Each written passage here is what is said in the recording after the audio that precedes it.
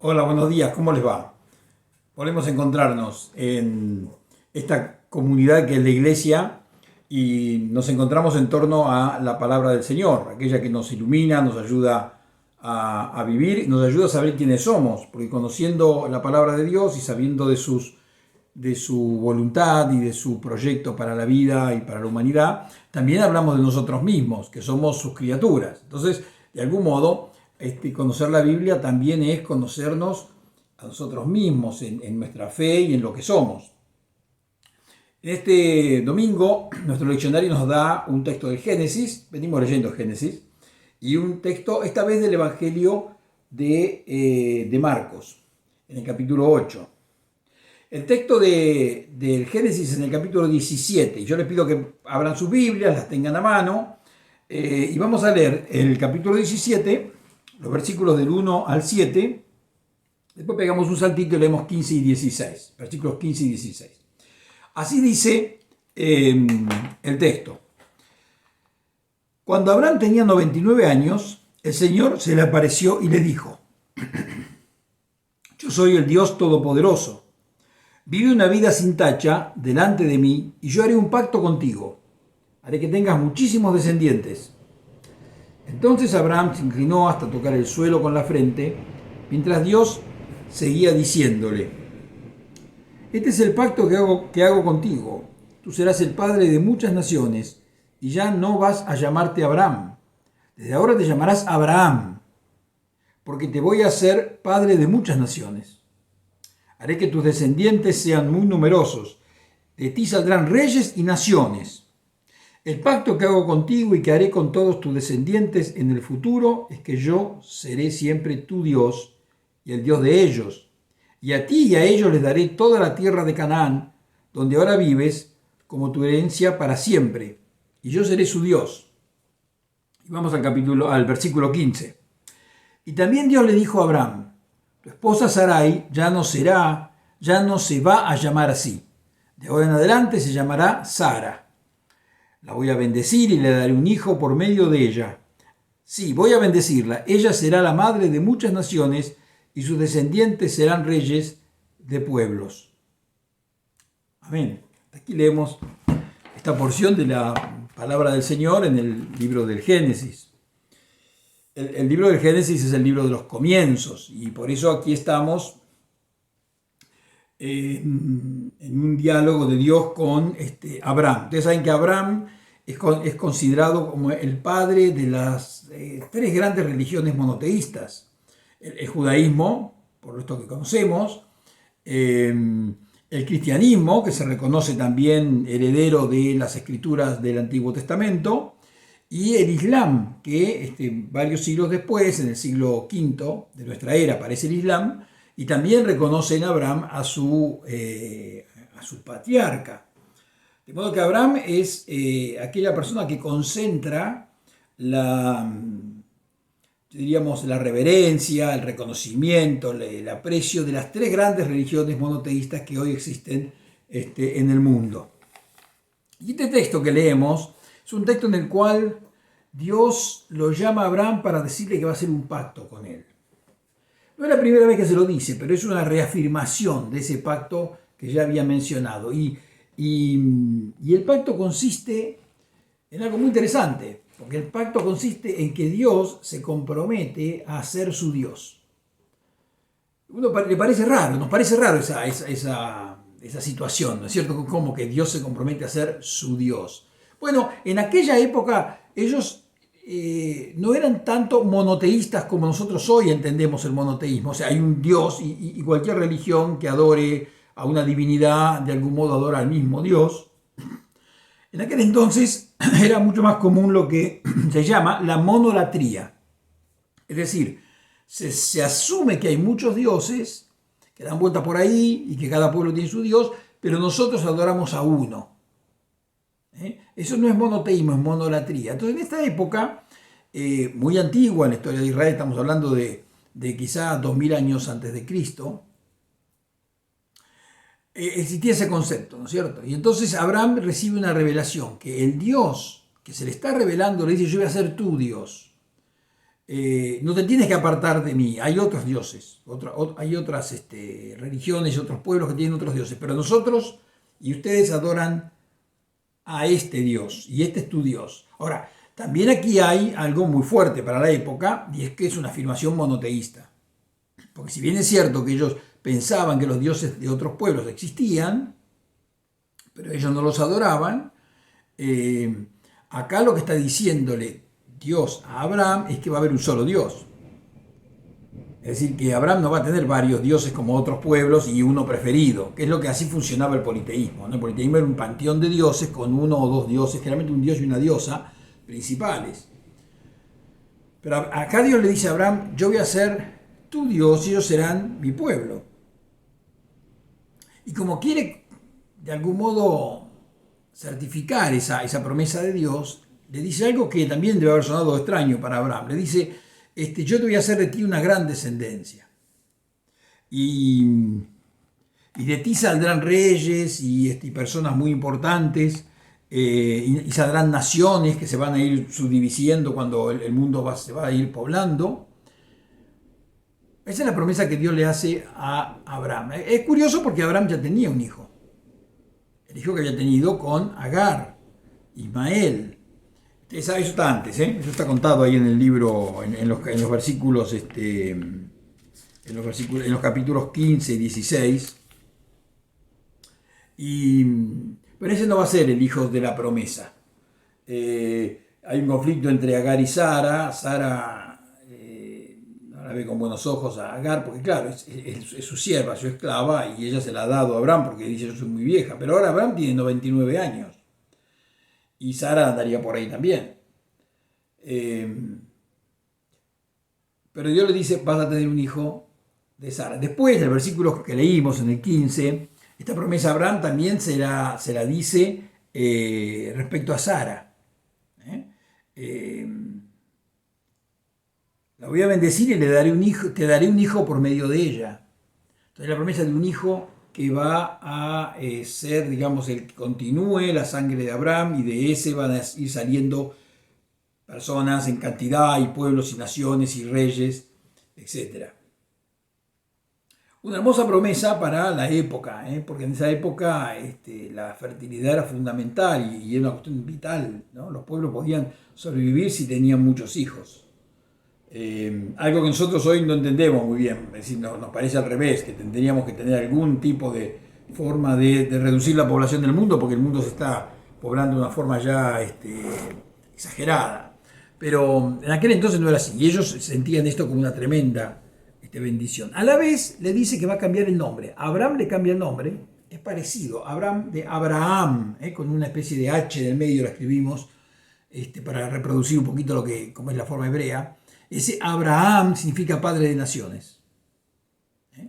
Ab es padre y Am es nación. Entonces Abraham serás padre de naciones. Lo mismo Sara, Sarai.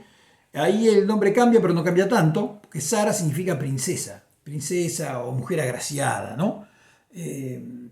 O sea, lo está diciendo una mujer anciana, pero no importa. Acá no interesa la edad, ni interesan otras cosas, interesa la voluntad de Dios y la promesa de que Él va a estar con ellos para hacerlos crecer y multiplicarlos. ¿Qué nos enseña este texto? Antes de que pasemos al texto del Evangelio. ¿Qué nos enseña este texto? Bueno, nos enseña que muchas cosas podemos inferir de aquí, y ustedes por ahí seguramente podrán sacar sus propias conclusiones también. Yo voy a mencionar una que me parece importante. Dios se compromete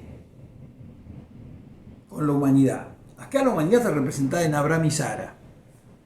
Dios le dice, yo voy a ser el Dios de ustedes. ¿Qué quiere decir eso? Los voy a proteger, los voy a ayudar. Van a tener a alguien a quien recurrir cuando estén en dificultades. Yo voy a estar atento a la vida de ustedes, y es más, no solo atento, voy a guiar la vida de ustedes para que puedan tener eso que en ese entonces era tan importante, una gran descendencia. En otro pasaje va a decir que mire las estrellas, ¿no es cierto? Y que bueno, como esas estrellas del cosmos, así será tu descendencia. Una imagen bellísima por otra parte.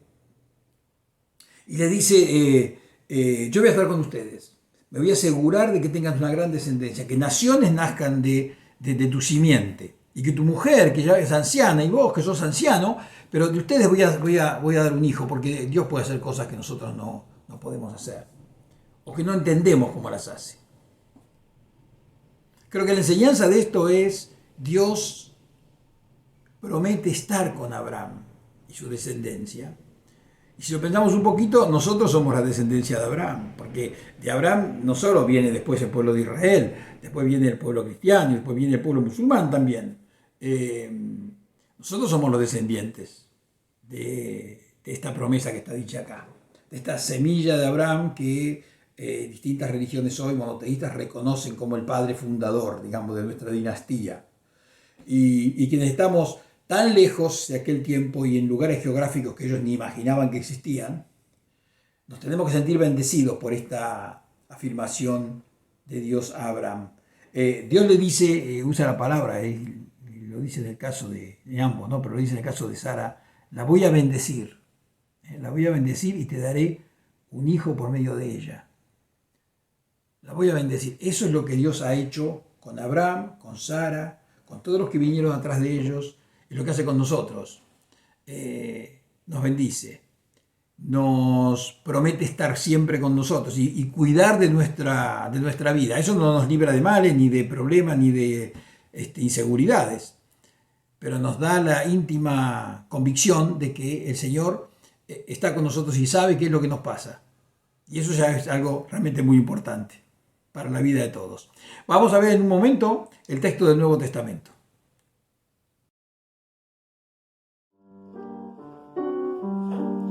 El Señor es mi pastor, nada me puede faltar. El Señor es mi pastor, nada me puede faltar. Él me guía en sus senderos por amor de su nombre. Aunque cruce a oscuras, ningún mal temeré. El Señor es mi pastor, nada me puede faltar. El Señor es mi pastor, nada me puede faltar. Tú preparas una mesa frente a mis enemigos. Tú perfumas mi cabeza y mi copa rebosa. El Señor es mi pastor, nada me puede faltar. El Señor es mi pastor, nada me puede faltar. Demos gloria al Padre, a Jesús el Señor, y al Espíritu Santo por los siglos. Amén. El Señor es mi pastor, nada me puede faltar. El Señor es mi pastor, nada me puede faltar. Y el relato del Evangelio de Marcos lo encontramos en el capítulo 8, los versículos del 27 al 30. Así que vamos a leerlo. Jesús y sus discípulos están juntos y sucede esto. Dice así el relato. Después de esto, Jesús y sus discípulos fueron a las aldeas de la región de Cesarea de Filipo. Y en el camino Jesús preguntó a sus discípulos, ¿quién dicen la gente que soy yo? Ellos contestaron, algunos dicen que eres Juan, el Bautista, otros dicen que eres Elías y otros dicen que eres uno de los profetas. ¿Y ustedes, quién dicen que soy?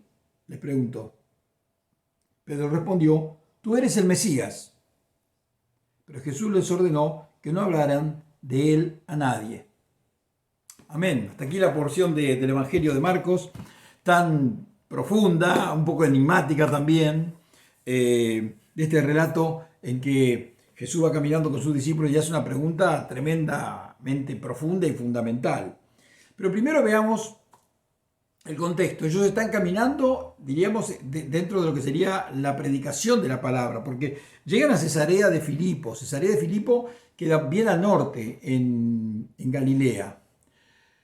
Se ve que iban caminando de aldea en aldea y Mientras caminan, fíjense ustedes, ¿no? Uno cuando camina así libremente por el campo pensaba, ¿de qué estarán hablando? Bueno, parece que estaban hablando de cosas muy importantes, porque Jesús le hace una pregunta que es fundamental. ¿Quién dice la gente que soy yo? O sea, ellos como discípulos percibían que la gente tenía una imagen de Jesús, entendían a Jesús de alguna manera, se acercaban a Él, hemos visto, para que lo cure, para que los proteja, los aconseje. Y entonces Jesús dice, bueno, pero ¿quiénes piensan que soy yo? Entonces la respuesta de ellos, ¿no? Me parece que hay un consenso ahí, dice que unos quieren Juan el Bautista, que a esa altura ya había fallecido, ya lo habían muerto. Otros que eres Elías, y otros dicen que eres uno de los profetas. Recuerdan que dijimos, ¿no? Elías había quedado esa tradición de que Elías iba a volver, porque Elías había sido llevado al cielo en un carro de fuego. Así nos lo narra el Antiguo Testamento. Y entonces se había generado toda una expectativa de que, como aparentemente no había fallecido, ese relato del carro de fuego es el fallecimiento de Elías. Pero ellos, como no lo dice explícitamente, decían, bueno, Elías va a volver. Es una posibilidad. Otros dicen el profeta, o sea, un profeta. Había otros profetas en el antiguo Israel y se pensaba que Jeremías o que Isaías podían volver.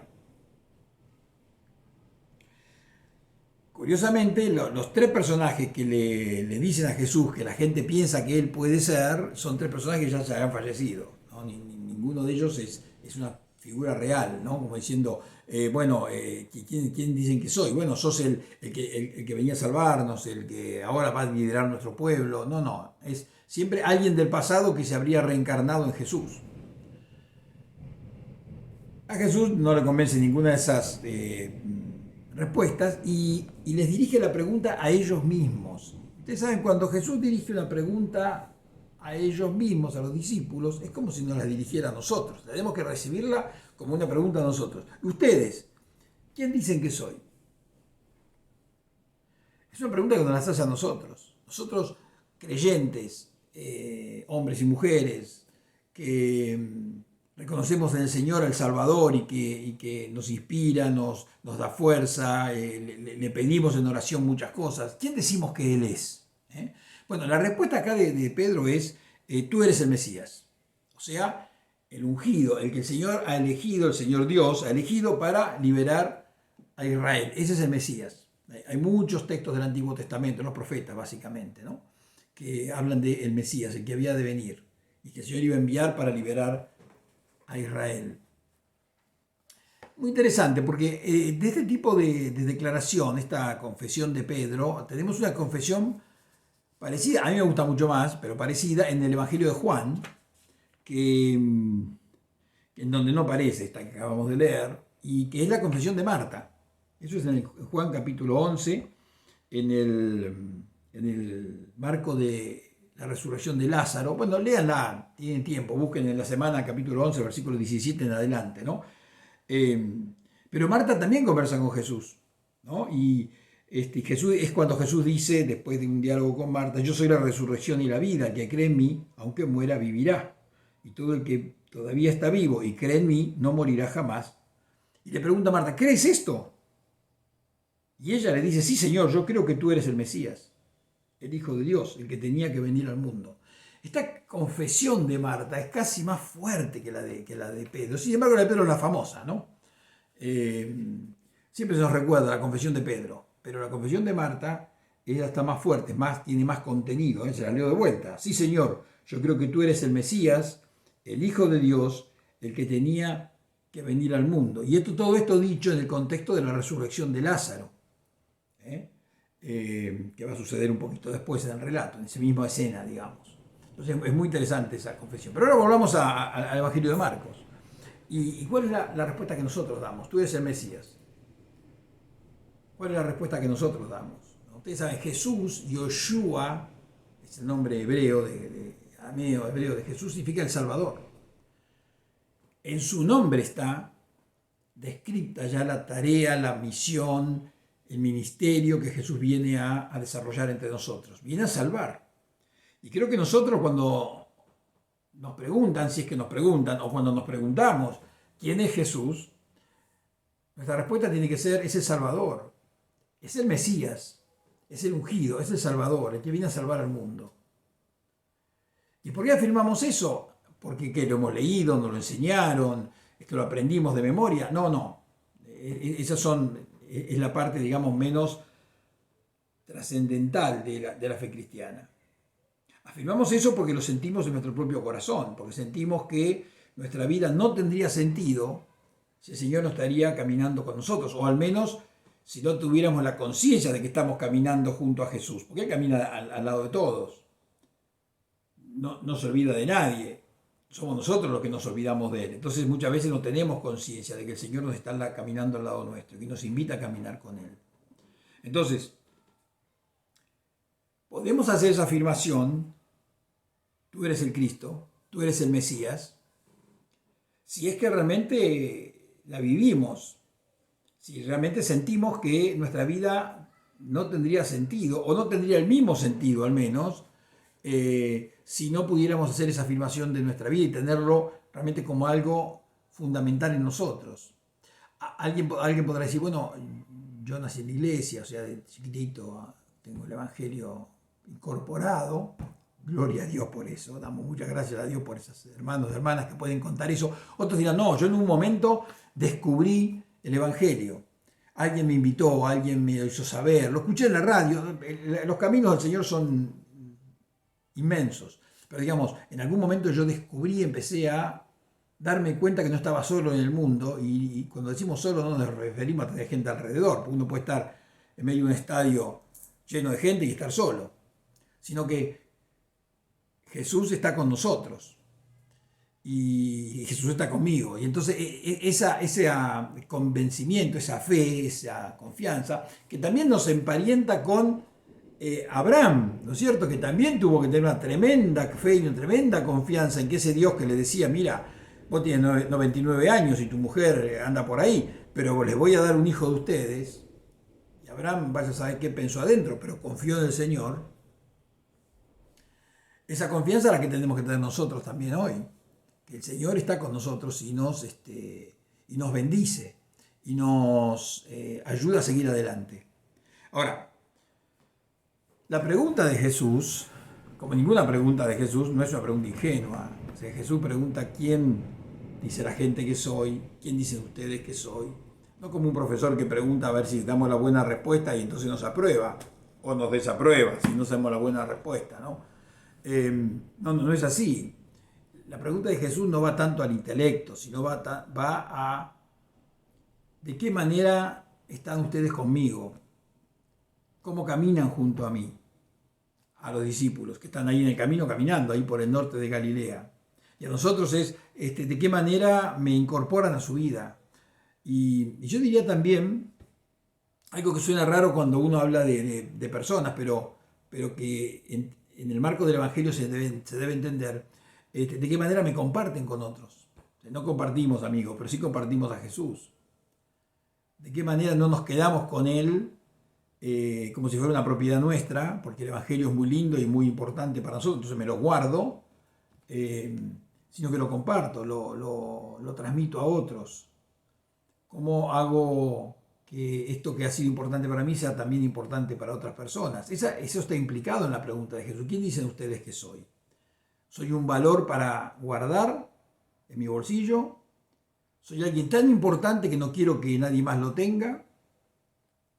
¿O soy aquel que ellos no lo sabían, nosotros lo sabemos hoy? Va a dar la vida en la cruz y va a resucitar para confirmar que está con nosotros siempre, en la vida y en la muerte, en las buenas y en las malas, en los días de sol y en los días tenebrosos. Bueno, ese es el Jesús que camina con los discípulos, ese es el Jesús que camina con nosotros. Y yo le deseo a todos que podamos responder a la pregunta de Jesús.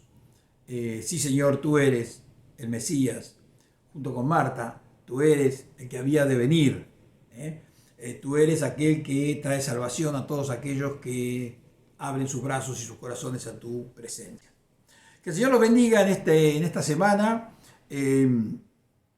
Nos vamos a ver menos, este es mi último domingo en la congregación de Martínez, pero nos vamos a seguir viendo cada vez que el Señor nos reúna, y eso sabemos que en la gran familia de la iglesia uno nunca se va, ¿no es cierto? Siempre estamos encontrándonos. Así que bendiciones para todos y que el Señor esté con ustedes. Amén.